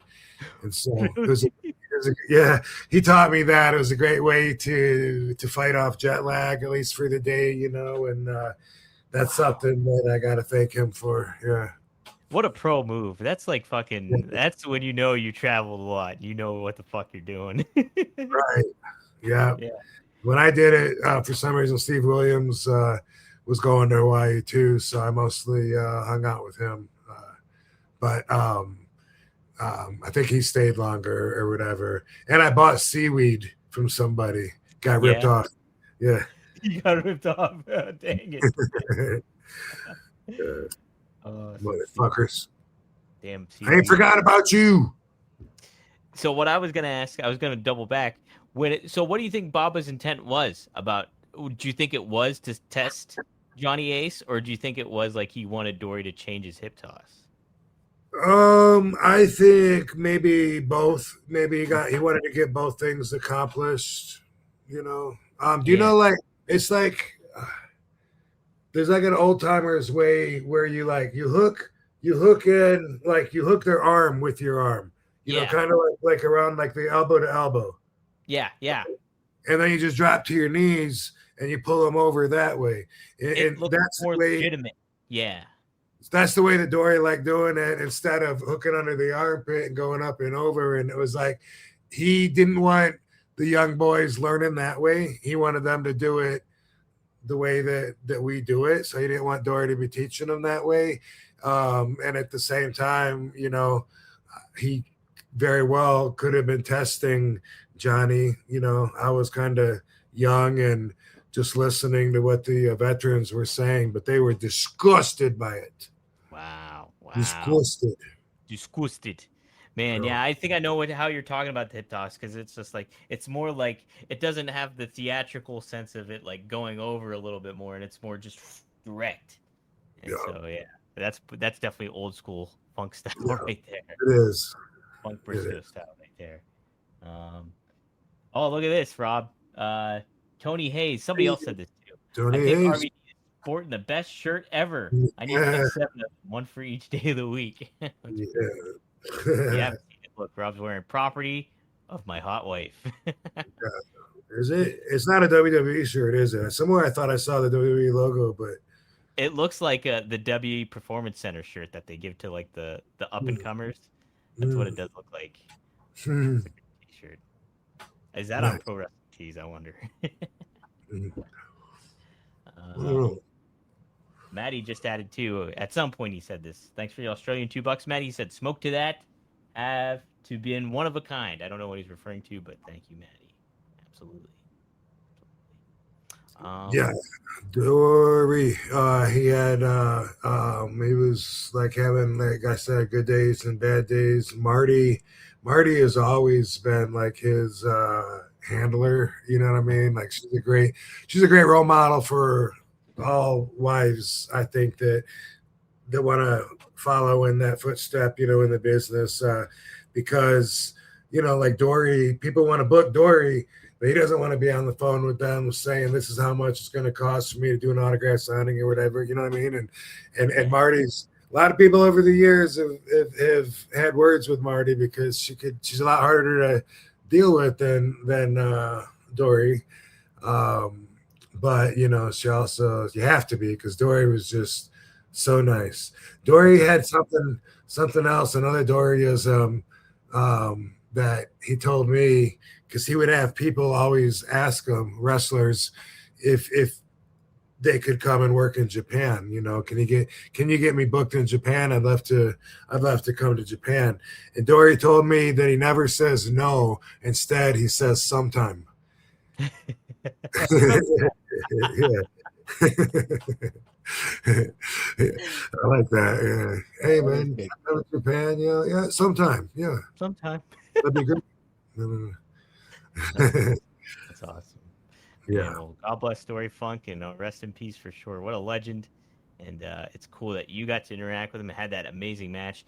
I posted the highlights on Instagram, but WWE actually posted the full match, I think, on their vault, on the YouTube vault. So that's up and available if people want to check it out. And man, this match, Dory, WWE did? Dory, yeah, the one here. Yes. How did they have that in their vault? I wonder. I don't know. I think Dory owns it, right? Because we did we watched it along. We did a watch along here, and it was Dory Funk's YouTube channel that kind of did like that. Said no, we weren't allowed to do that. So okay. Well, so that for anybody listening that wants to get a quick little piece of history, back in the territory days, this is how old school Dory is. In the territory days, Texas had it was divided into 4, and there was Paul Bosch that ran Houston, and there was the Von Erichs that ran Dallas, and then Dallas and wait, hold on. Dallas, Houston, San Antonio was the Blanchards. Thank you. And which is Tessa's dad, that family. Kelly and Joe Blanchard. Yeah. And then Amarillo That was the Funks, and that was Dory and Terry's dad was like the old school OG. I never met him. Met Terry several times, but I just always knew Dory more, you know. Yeah. So, Yeah. so just anybody watching that doesn't know, like the Funks actually owned one of the territories. So that's pretty awesome, and that's how strong rooted they are in the wrestling industry. And they used to travel around too, like in their family. They had like a RV almost that they would travel around and go wrestle in territories and stuff. And their dad Dory was a wrestler too, and he ran a boys camp too that was like for troubled youth kind of thing. And funny enough, the actor Billy Bob Thornton was one of the kids at those camps. So that's pretty crazy to think about too. Um, Nice. yeah, what a legendary family and everything like that. I love the Funks and man, yeah, it was Yeah, such a great part of history. a lot of wrestlers that are around my age started with Dory, and a lot of wrestlers were like, say, fine tuned and did workout camps with Dory in Ocala, Florida. Um, I remember seeing Mickey James there at a wrestling show that we were both at for the Funks. But a lot of people. I'm always learning about more and more wrestlers that I had no idea that they went down there, even if it was just for a few workouts or whatever, sharpen up. So they loved it. They loved the business, and man, it's crazy to picture Marty being by herself after them being a duo for so long. So long, and I think too, Rob, they just had a wedding anniversary like a couple days ago. I think it was too. Yeah, That's I saw that on Facebook. I think so. Yeah, prayers well, for Marty and Dory Jr. too as well. Uh, Wrestling historian adds that RVD should win the NWA championship. That'd be pretty sweet. You wearing that 10 pounds of gold, Rob. Is that the same? So is Dory's NWA belt the same belt that they have on Billy Corgan's NWA? Yeah.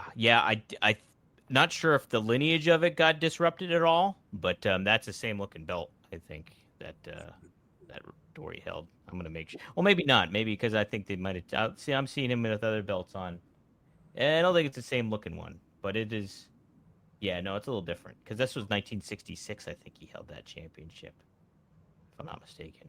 Huh. But Yeah, yeah, and there was a while ago, like 20 years ago or so, I remember where NWA was like split up, and it seemed like almost anybody could claim that they were NWA because it was like in fragments or something, and they were opening up like that. There was like two or three of them, and I was like, is that gonna really hold the value, with anybody saying that, can say they're NWA?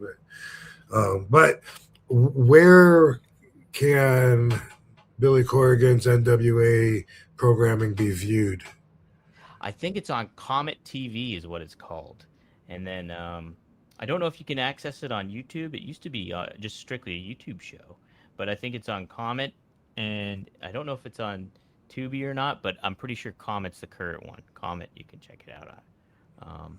I tell you what, that NWA program used to be really, really cool. When it was NWA Power, they did just studio wrestling, and like they cut promos. Nobody had theme music either. You just go out there, and the announcer David Marquez would announce the wrestler, and they would just get right down to business. But the presentation of it was so cool, old school, and it was all about personalities, ring work, and promos. It was really, really fun show. I haven't watched it in a long, long time, but yeah, it was a really neat program, I thought. So if you do get a chance to check it out, check it out. Support it, all the types of wrestling. If you like it, you gotta like it. That's the key. That's on the promoter to make you like it. Cool. Somebody that did hold the NWA Championship, Rob, for 38 days, I just looked it up, is none other than this man right here. Oh, not Dory. Well, Dory did, but Sabu. Okay. Sabu held The that. same belt. It looks like the same belt that Dory held. Yeah. So it does look good. Yeah. Because like NWA Fan Fest, out of Charlotte, they're like one of the fragments of it. It seemed like there was something in Atlanta. Yeah. Like there was something in the Northeast. Seems like there was something in Florida. I don't know, dude. This was a long time ago, and it's I doubt very much they're still around, but maybe now it's just coagulated. I think I know what you're talking about. But they do the what is that? They do the Gathering down somewhere down there. The Gathering it's called, and then there's another one that I went to once. Gosh darn it. I can't remember what it's called. No, I know what you're talking about, but the Gathering and then the NWA Fan Fest are two different things. But the Gathering might take the place of the NWA Fan Fest because I don't think those are. Last time I did one was 2016. I don't know if they're or 15. So I don't 15 or 16. So I don't know if they're even still around. But they do two big events down south. One's called the Gathering, and then there's another one that I think I went to in Charlotte somewhere, but I can't remember the name of it. Dang it, why is that escaping me? Shoot. Let me see. I want to make sure we get all super chats. Frankie Teresa, we'll close out with this one, Rob. Hold on a second. I got a piece of history. Oh, that's right. Yes. Hold on. Let me pop the. We got 5-star history upcoming here, folks. Boom. Get ready. Why is it not showing? I know why. Here we go. Boom. 5-star history coming up. Yay! We need 5-star history. We need a sound bite with that now. Yeah, we gotta figure something We'll out. do something. Piano. Something. We're doing this every week, so get used to it, Dominator. Yeah, you got it.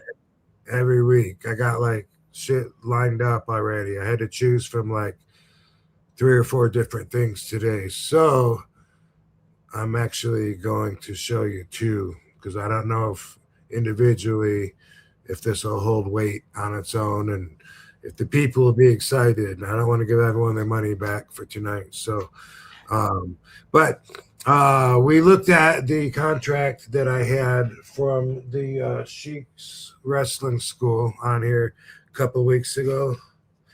And I told you I had receipts in the bag still. The school was $2,000 and I was making payments. And I had all that in the envelope. And I told you I keep everything. So I thought this was interesting because, well, let's look at it and then see what can we learn from it. Okay. That's September of 1991, and this is a receipt.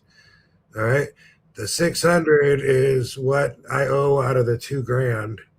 And then $150 is going to be deducted from the 600, giving me a balance due of $450. So at this point, and as far as I know, this is where I left off. I still owed Sheik $450. The $150 from Jarrett's, now that in 91 was our USWA tour.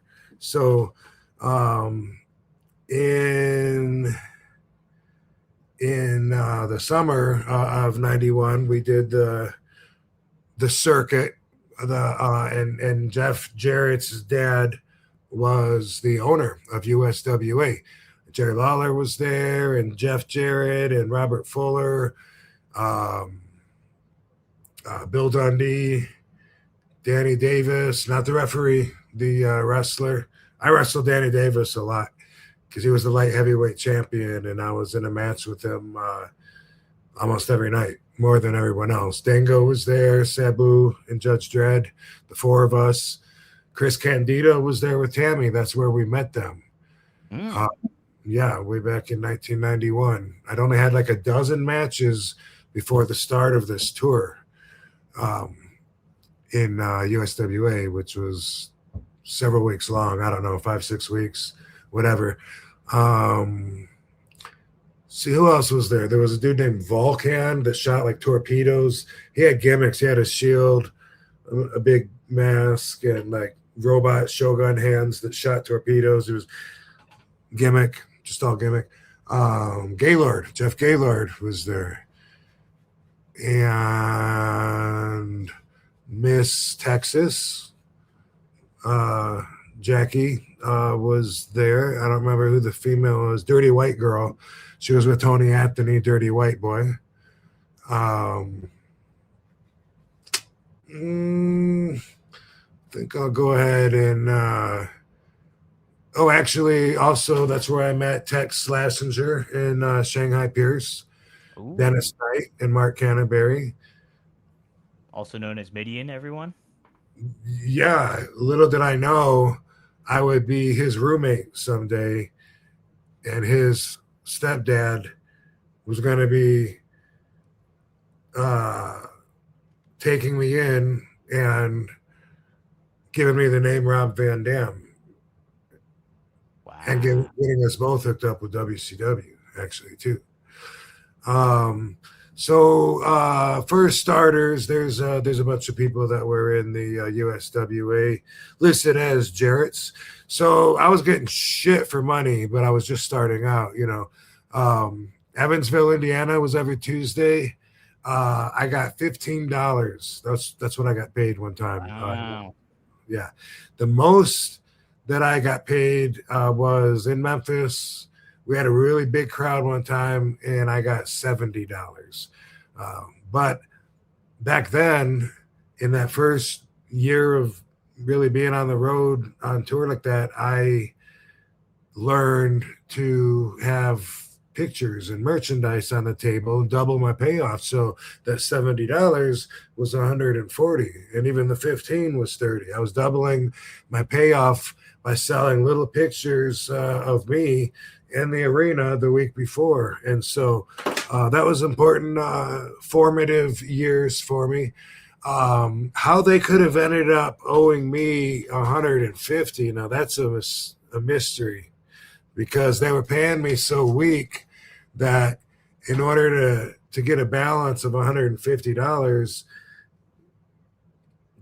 you would think they must not have paid me for 3, 4, 5 matches or something. Yeah. But that didn't happen. So I think that maybe either Sheik got some money for sending us there, and then he took a little bit off of what I owed him, because Jerry Lawler might have paid. Also, Eric Embry had the book there at the time too. Sheik probably made money, especially knowing Sheik, so he was able to take some money off of my total. And when I got down to the 450, it was a while, and then I tried to pay Sheik off, and Sabu said, "Don't worry about it. You paid him enough." And I said, "Yeah, but that's not for you to tell. Let me pay him." And he said, "No, don't worry about it. I already paid him." And that's just how Sabu is. Sabu probably paid him the $450 that I still owed him. I don't know, but that's definitely within character of Sabu to do. So that was a piece of history that I wanted to share. But I also got something else too, two-parter. Yeah. That's a good one, though. I like the Jarrett receipt. That's a good one.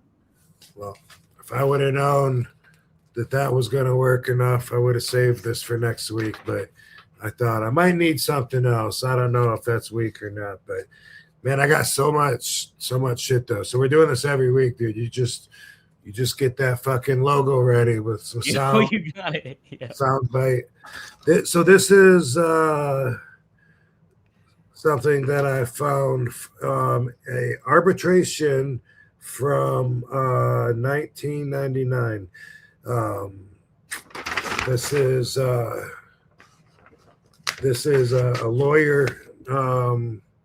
lawyer writing me to tell me that I have court coming up because somebody is bringing a lawsuit, and this, you guys might have been there. This was in Allentown, Pennsylvania. I had just turned heel recently, although I came in as a heel, so I don't really know how that's possible. Anyway, I was a heel. Let's just stick to the facts. I'm wrestling Bobby Duncombe Jr. He's in the ring, and I'm down on the floor, and I'm talking shit to him while he's in the ring, just trying to get heat, saying, hey, fuck you, Bobby Fulton, you big Texas fucking cowboy wannabe motherfucker. I saw you fucking a horse out back. I love Bobby Duncan, by the way. He was one of my closest friends in the business. Sucked really bad when he passed, and I'm still close to his family. But anyway, I got my back right to the front row here, talking shit with the microphone, and somebody took a bottle of water and like dumped it on my head, Yeah. I think the bottle hit my head because he wasn't very tall, I definitely said the bottle hit my head, and I turned around and grabbed this motherfucker by the shirt, and I wanted really bad to heel on him, but he was like frozen stiff. Mm-hmm. And all of a sudden, just kind of like it felt like shit, I can't let the momentum just stop right here. But he was just like frozen, and I had him and I had the mic, and I just said, "What the fuck are you doing, man? You just poured fucking water on me, fucking dumbass. If anyone needs a shower here, it's you. Security, get rid of this piece of shit right here with the spit on his face." And Fonzie grabbed his bottle of water and was blowing his whistle and squirting up and down with the bottle, spraying water all over this guy. And I was like, he's this guy right here with the ripped up shirt, and like yanking on his shirt and just trying to humiliate him, trying to be a heel. Security came and got him, and he left. I had my match with Bobby. The guy brings a lawsuit from it. Wow. And I had to go and fly in to go to a mediation and give my deposition, which, the first time I'd done this or whatever. And that was as far as it went too, I think.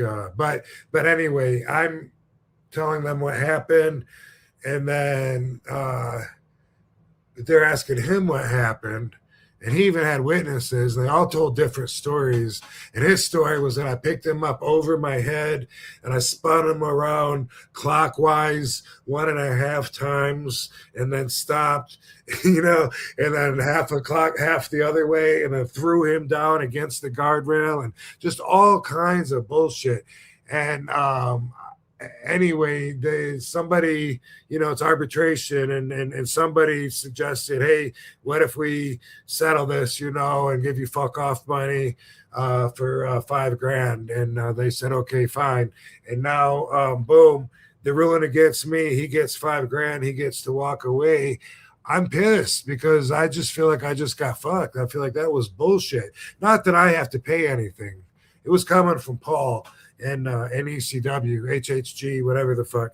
But I felt screwed, and I felt like, fuck no, that guy shouldn't get any money.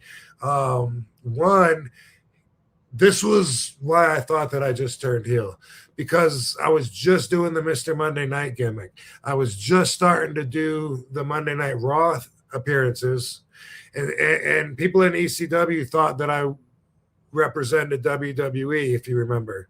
Right. And then Yeah. people on WWE thought I represented ECW. So I was an outsider on both shows. This guy was so confused. He sued WWE first, and they just gave him $5,000. Didn't even look into it, nothing. Gave him the $5,000. Then he sued ECW, and ECW gave him the $5,000. You know, it's called fuck off money. It's cheaper to do that than to actually do any investigating and look into it, you know, just to make it go away. And so I get it now, but this was my first time experiencing it. And I was like, oh, you know, I couldn't believe I walked out of there and was like, I can't believe with all that going against him, he still gets paid. I got on the elevator and his lawyer, who was just trying to make me sound, you know, like an asshole, like I beat the guy up and shit, gets on the elevator with me and he goes, what a star fucker, huh? And I was like, oh. And I was like, go back in there and say that to the judge. What the fuck? Like, I couldn't believe it. I felt like this guy's a traitor. Now I get it, though. Now I realize that lawyers are like that in court. Like, they are just like us wrestling. When the bell time is active, you know, and it rings and they're in the courtroom and they're saying, Mr. D'Angelo, do you really expect us all to believe that you left your apartment and within 1.5 minutes you were across town? You can't expect us to. Well, that's your statement. Do I need to read it to you? Do you want me to read your own statement to you? And then right afterwards, when it's a break, they'll be like, oh, any plans for the weekend? Yeah. They do that. They fucking totally do that. And I get it now, but I didn't get it back then. I didn't understand it. And it's like, how can you not feel personal? Especially like when the G douches guy was doing it, they're looking at me for punitive damages, trying to get millions, trying to get as much money as they possibly can to fucking sink me. And then afterwards, then they just want to talk. You know, I'm like, no, fuck you. This is your job, not mine. Fuck you. Right. You're just someone trying to ruin my life. I wasn't going for it. He was kind of surprised. And I was like, you're a shitty lawyer. That's why we won anyway. That's what I told him. Yeah, you're a shitty lawyer. He was. They were stupid. Like, his lawyers were so amateurish and stupid. Like, they must have worked for free. I don't know. But anyway, I was, you know, I learned a lot. Now I know that's how it is. You know, the gloves come off when you're not on the clock. And then all of a sudden, like, G douche, the guy that's suing me, is talking to my lawyer's son. And they're talking about music and stuff like this. And then when it comes back, and my lawyer's, you know, like, yeah, thank you for talking to my son. You know, that was really nice of you. And then when the gloves come back on, then he's like, let's call this what it is, a money grab. You know, it just starts like, and G douche looked like, he looked like he couldn't believe it. Like, I thought we were friends. Yeah. Yeah. What a wild thing that is. Just attorneys being attorneys and all that stuff. Yeah. But they probably think the same thing about us kicking each other in the face. You know? Right. Hey, I do want to let people know. I do know who Mark Canterbury is. Frankie, I do know. And I was referring to Tex Slashinger was Dennis Knight, Midian. So there you go. Yep. FYI. Mark Canterbury, Dennis Knight. Yep. Yeah. Tex in Shanghai. Tex in Shanghai. All right, Rob, we'll close it out with it. What a great 5-star history, though. I like both of those. I'm a big fan of it. We're gonna keep him up, dude. Maybe we'll formulate it so when we're halfway through, you could just pop it up. And then we'll look professional. We'll look like we have meetings and stuff. Right. Literally, our meeting was like a 5-minute one before we started. That was our production meeting. All right. We have a super chat from Frankie I forgot to put up here.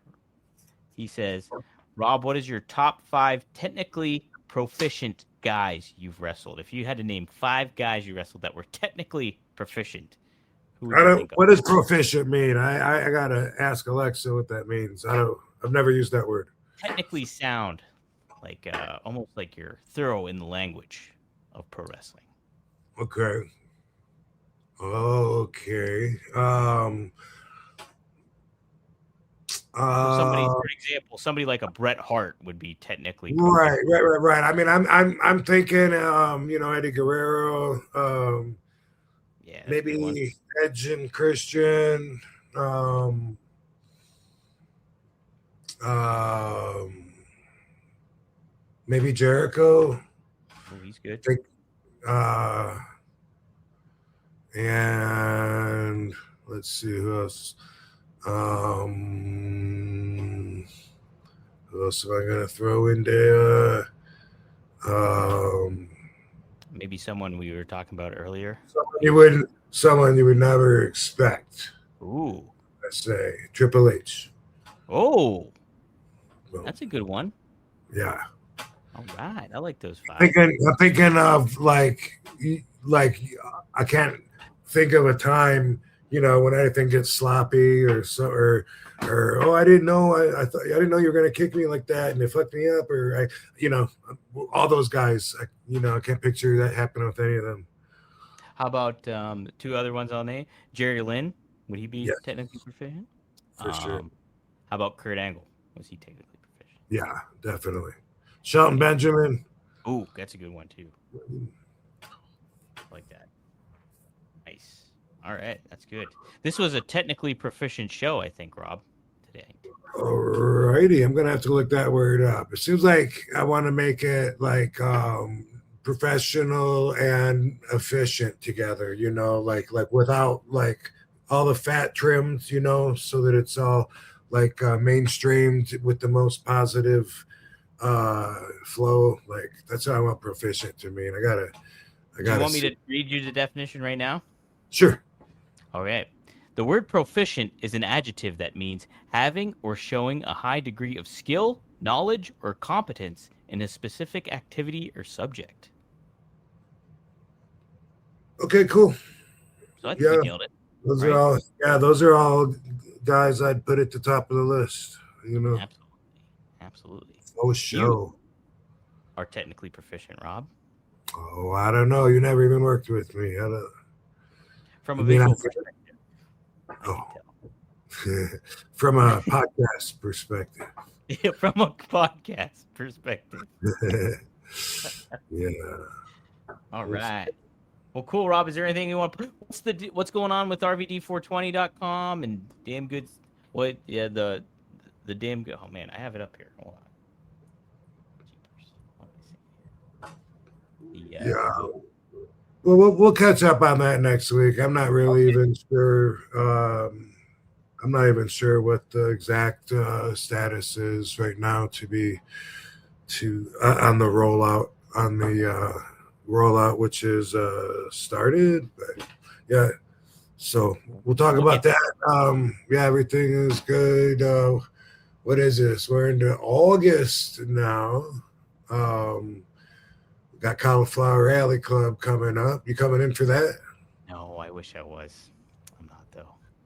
Yeah, it's cool to see that grow and to see it get respect because it just feels like the Cauliflower Alley Club. It feels like it still is like grounded in the roots, and it feels like it's still connected to the old school, what wrestling was. And I don't mean that in a bad way. I just mean like whatever wrestling was back even before my time. They still that's still a big part of what Cauliflower Alley Club is. There's like old timers. I don't know who they are, and it's cool to see that get connected to today's industry through everything the Cauliflower Alley Club does. Not only getting everyone there physically and with the award dinners, when everyone mingles or whatever, but the acknowledgments. It's like on the same night you get somebody that threw the first body slam in 1952 award, and then here's like a new up and coming star award at the same time, and it's just cool. I look forward to it. It's a neat mix of legends, current wrestlers and old timers too, and historians too. A lot of people like Brian Sullivan goes there, I think, every year too.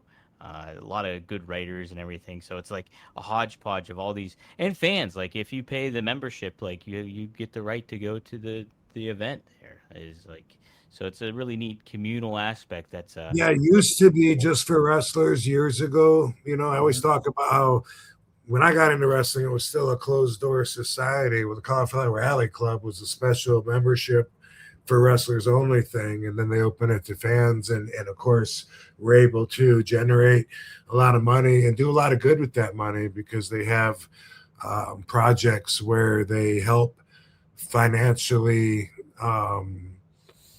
dig some wrestlers out of some holes or help pay hospital bills or whatever. Brian Blair has been the president for a long time now, and to know Brian is to love him. Let me just he's a put it good there. guy. Yeah. Absolutely. And what a great amount of work he does, and it's definitely a passion of his, and it's cool. It's like you see a lot of wives of wrestlers and stuff like that. I know Barbara Goodish, she kind of takes place in all that stuff too. Bruiser Brody's wife, and a lot of good stuff. So Yeah, and Jim Brinzel's going to be there this year too. Jumping wow, Jim Brinzel. Yep. that's pretty awesome. I think Brett's getting an honor. Bret Hart's getting an honor there this year. I think Ric Right. Flair is as well. So Woo! woo! Cool. So should be a fun one to go to. I'm gonna definitely have FOMO not being there. So how Cool. about that? Yeah. Cool. Well, awesome, Rob. Well, this was a blast. Good to honor Dory Funk and talk about him a little bit and share some of those stories, Rob. Good shit. So, all right, we'll have to do this next week, eh? Hey. Yep.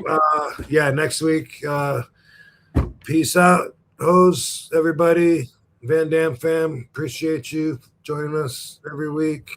You guys are awesome. And we'll be back next week with a 5-star piece of history. And I need a signed copy of Blood and Fire with RVD and Brian Solomon. Oh, okay. Ooh. Yeah. Scoop one up there. I think it's available on Amazon. Check it It's on out. Brian Solomon, Yeah. Brian Solomon. Fucking A, man. Yeah. We'll have to get him on the show here at one point too. Yeah, that would be good. That would be good. Cool. All right, man. Everybody have a great week, and we'll see you next week. Thanks, Dominator. Yeah, you betcha. See you guys next time on One of a Kind with Who?